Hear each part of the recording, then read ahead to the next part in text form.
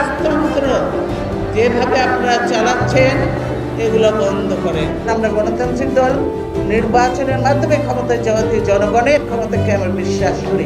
আমরা ক্ষমতায় এসে বানিয়েছি বাংলাদেশকে ইমার্জিং টাইগার। আইন সবার জন্য সমান নয় এবং এটাকে একটা নিরপেক্ষ কোর্ট বলে জনগণের কোর্ট বলে বলে না, এটাকে বলা হয় আওয়ামী কোর্ট। জনগণের ভোটের অধিকার কেড়ে নেওয়া হয়েছে, আমরা জনগণের ভোটের অধিকার ফিরিয়ে আনতে চাই। তাদের একমাত্র লক্ষ্য হলো বিএনপি দমন নীতি।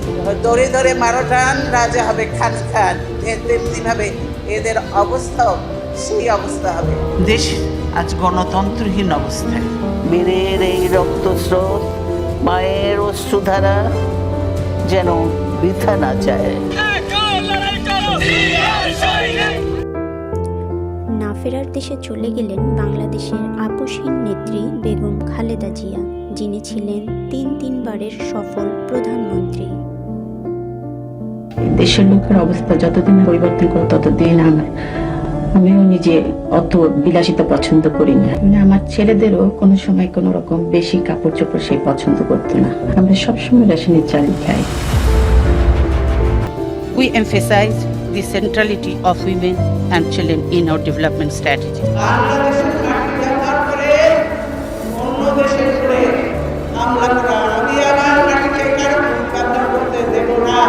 আমরা সকলকে বন্ধু হিসাবে দেখতে চাই, কিন্তু কেউ যদি আমাদের বন্ধুর বেশে প্রভু হতে চায় সেটা আমরা কখনো মেনে নেব না, মানতে দিব না।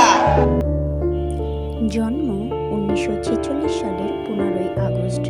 পিতা ব্যবসায়ী ইস্কান্দার মজুমদার ও মাতা তৈয়বা মজুমদারের ঘরে জন্ম তার। পৈতৃক নিবাস ফেনীতে হলেও তার জন্ম ও বেড়ে ওঠা দিনাজপুরে।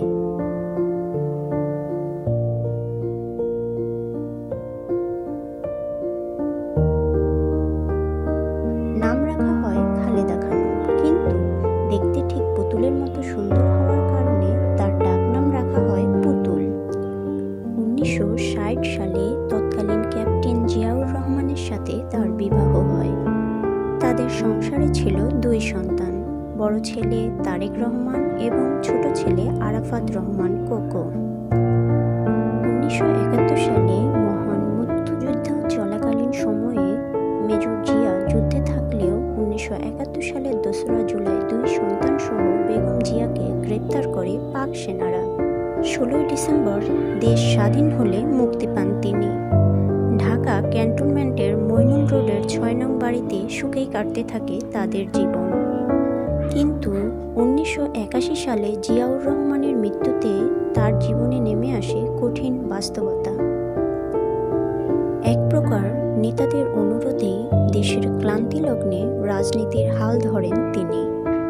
1982 সালে বিএনপির সদস্যপদ লাভ করেন, 83 সালে ভাইস চেয়ারম্যান এবং 84 সালে হন চেয়ারপারসন। স্বৈরশাসক এরশাদের বিরুদ্ধে সামনে থেকে নেতৃত্ব দেন তিনি। বর্জন করেন 1986 সালের একতরফা নির্বাচন। 1983 থেকে 1990 সাল পর্যন্ত স্বৈরশাসক এরশাদের শাসনামলে 7 বছরে 7 বার কারাবন্দী হন তিনি। আর স্বৈরশাসকের সাথে আপোষ না করায় হয়ে ওঠেন বাংলাদেশের আপোষহীন নেত্রী। We have made primary education compulsory under law. Education for girls in rural areas have been made free up to the 8th class.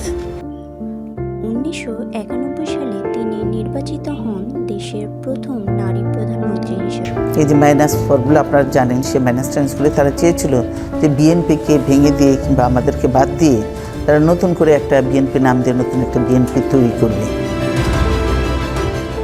2001 সালে তৃতীয়বারের মতো প্রধানমন্ত্রী হন বেগম খালেদা জিয়া এবং বিশ্বে প্রভাবশালী নারীদের তালিকায় স্থান পান তিনি। আমাদের ভাষা আন্দোলন, বিভিন্ন জাতীয় সংগ্রাম ও রক্তক্ষয়ী মুক্তিযুদ্ধের বীর শহীদদের কথা শ্রদ্ধার সঙ্গে স্মরণ করছি। কোন ধর্মের মানুষই আওয়ামী লীগের হাত থেকে রেহাই পায় নাই। সংবিধান পরিবর্তন করেছে, এখন যে সংবিধান করেছে সেই সংবিধানে জনগণের কল্যাণের কিছু নাই। আজ আপনারা দেখছেন কিভাবে রাষ্ট্রীয় সন্ত্রাসের মাধ্যমে আমাকে শহীদ রাজনীতিতে জড়িত বাড়ি থেকে উচ্ছেদ করা হয়েছে। 2010 সালে আওয়ামী লীগের হিংস্র রাজনীতির শিকার হন বেগম জিয়া। ছাড়তে হয় ক্যান্টনমেন্টের মইনুল রোডের 6 নম্বর বাড়িটি, যেখানে তিনি তার স্বামী এবং সন্তানকে নিয়ে কাটিয়েছিলেন 28টি বছর। সে সময় তার কাছে ছিল না তারেক কিংবা ছোট ছেলে কোকো। বাধ্য হয়ে গুলশানের ভাড়া বাসা ফিরোজায় বসবাস শুরু করেন বেগম জিয়া। 57 জন অফিসারকে হত্যা করলো। সেদিন হাসিনার ফোর্স কোথায় ছিল? কেন সে ফোর্স পাঠায় নাই? আসলে সে নিজেই জড়িত ছিল এই হত্যাকারীদের সঙ্গে। আমি সরকারকে হুঁশিয়ার করে বলতে চাই, এর পরিণাম হবে ভয়াবহ।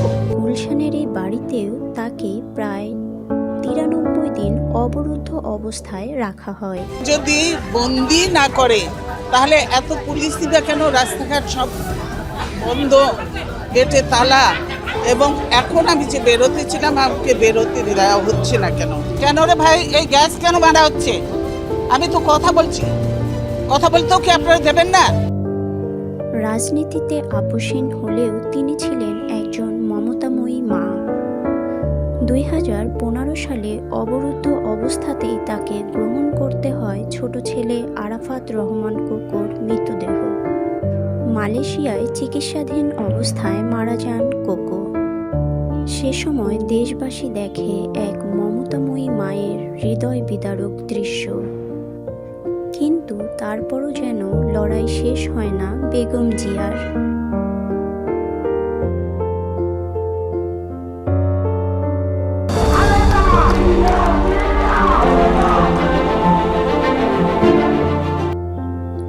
চ্যারিটেবলের মিথ্যা মামলা করা হয় বেগম জিয়ার নামে। এটি ছিল একটি রাজনৈতিক উদ্দেশ্যমূলক মামলা, যে মামলায় বেগম জিয়ার সাজা 5 বছর থেকে উচ্চ আদালত 10 বছরে উন্নীত করেন। এই মামলা নিয়ে বিতর্ক থাকলেও বন্দী হন বেগম জিয়া। শুরু হয় তার কারাবন্দী জীবন।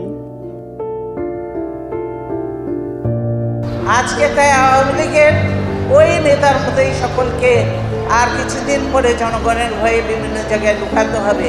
সেই জন্য জায়গা এখন খুঁজে রাখুন। 1991, 96 কিংবা 2001 কখনোই পরাজয় স্পর্শ করতে পারেনি এই আপোষহীন নেত্রীকে। প্রতিবারই প্রতিটি আসনে জনগণের অপরিসীম ভালোবাসা পেয়ে জয়লাভ করেন বেগম জিয়া।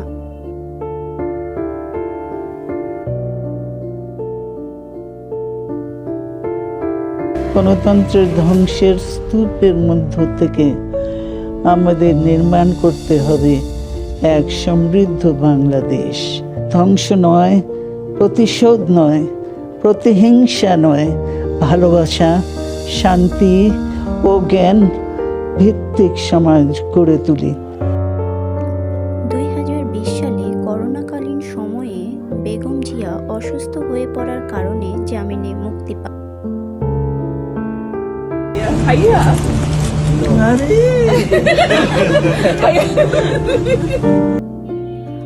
8 জানুয়ারি 2025 উন্নত চিকিৎসার জন্য লন্ডনে যান বেগম জিয়া।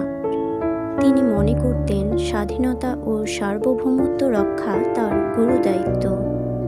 2025 সালের 23 নভেম্বর আবারও অসুস্থ হয়ে পড়েন বেগম জিয়া। সে সময় ঢাকার এভারকেয়ার হসপিটালে ভর্তি করা হয় বেগম জিয়াকে। 1 মাসের বেশি সময় ধরে চিকিৎসাধীন থাকা অবস্থায় 30 ডিসেম্বর 2025 সালে ভোর 6টায় না ফেরার দেশে পাড়ি জমান বেগম জিয়া। শারীরিকভাবে বিদায় নিলেও বাংলাদেশের রাজনীতির ইতিহাসে জিয়া পরিবার এবং বেগম জিয়ার গুরুত্ব অপরিসীম। এদেশের সাধারণ মানুষের হৃদয়ে বেগম জিয়া হয়ে থাকবেন চিরস্মরণীয়। ক্ষমতা আমাদের কাছে বড় নয়, আমাদের কাছে বড় হলো দেশ এবং জনতা।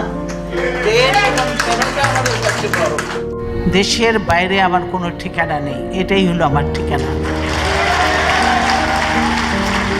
এই দেশ, এই দেশের মাটি, মানুষই আমার সবকিছু।